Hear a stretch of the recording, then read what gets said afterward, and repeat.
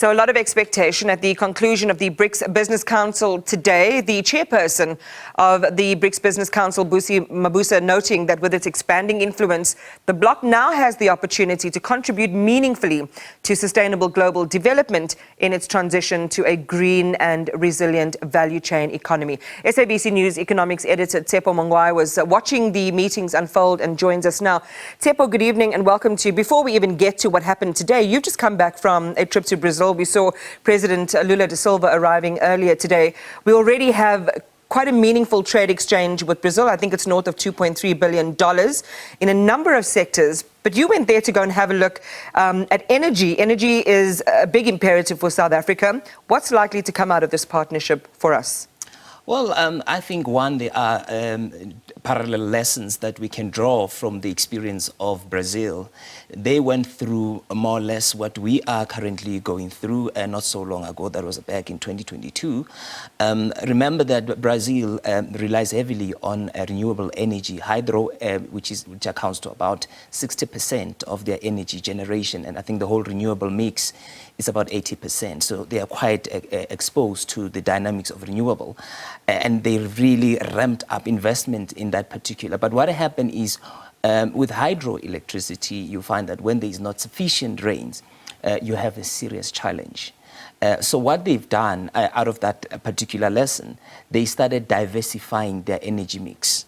They started tapping into other form of energy, gas being the main one that they're really putting their money on. But the problem is, we know renewable is cheaper compared to other form of energy. In fact, locally, the renewable lobbies have been pushing for that, it's cheaper, so we must invest more. But the challenge with a renewable is we don't have well-developed storage capacity, which is something that we are developing. And as a result, you can have all this energy that is being generated. Keep it somewhere. Where do you keep it? So now they had this particular problem in Brazil where now they suddenly didn't have that. But the problem with other form of energy, they're a little bit pricey. That's why there are a whole lot of concerns about power because of the cost. And those who are against it say that the fiscus cannot afford it. Of course, it is expensive. But the government position is that we need all this energy mix at our disposal so that we can be able to cushion ourselves against any other eventuality. If get the expensive one and the cheaper ones together so that we are able to sustain the grid going forward.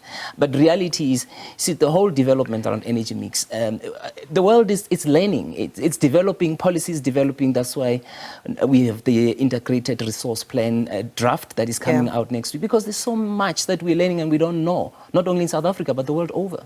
All right, let's go back to what Mabiua was saying then earlier. And again, a focus on energy and the energy sector, transitioning into the green economy. And she made the connection, which a lot of people have been making, it's not entirely new, but it is important, of the resources we have on the continent and young people. Talk to us about progress that's been made in connecting these two to real development, cross-sectoral development, and specifically in energy. Well, the approach is Africa is blessed with a lot of natural resources. And currently what we are doing, we are exporting them.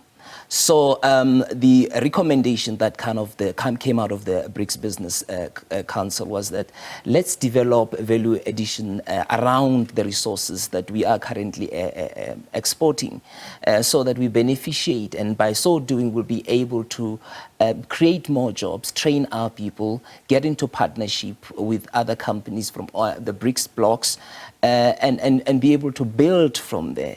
And not only will it address the issue of jobs, but it will also address the deficit that we currently have with the BRICS nations, 4 of them, where trade is actually in their favor. We are exporting more than we are actually we're importing more compared to what we're exporting. So we should start to export value-added products so that we actually balance we can reduce the trade deficit. Absolutely. Yeah, I want to go back to the concept of the green economy. And as we watch the space, more and more people are saying, well, what's in it for us? And how will the spoils ultimately be shared, particularly amongst smaller and medium enterprises? So who are some of the biggest winners here from a commercial standpoint, across the service and value chain from big to small companies? Well, in fact, Minister of Trade and Industry was saying that in his effort to lure investors into the continent, he said, well, you know, if you are first, you're going to benefit, from there. Yeah. So we are seeing, of course, a lot of investment in energy happening across the continent because of a whole lot of issues around electricity and renewable.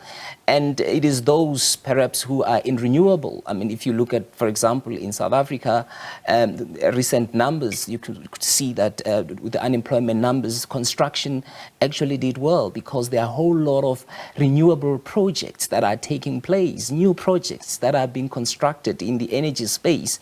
And it's that push to be the first, but also that push to say we want to benefit from this emerging, where the spending is not only in government, but also in the private sector. But I also want to go back to the point of the learning curve. There is so much that we still don't know that we are learning in the energy space.